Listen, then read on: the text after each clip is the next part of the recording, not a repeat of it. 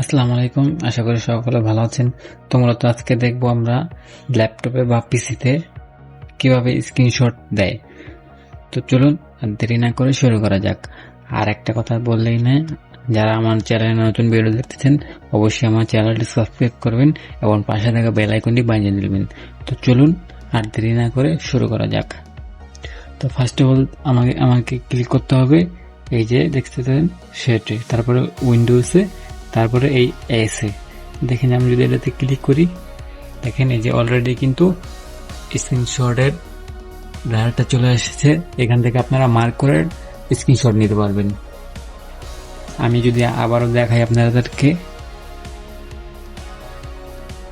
এই যে first of all এক, তারপরে উইন্ডোজ, তারপরে এসে, তিনটা একসাথে। এই যে শেড, উইন্ডোজ আর হলো এসে। এই যে দেখছেন ভিউয়ার্স হয়ে গেছে।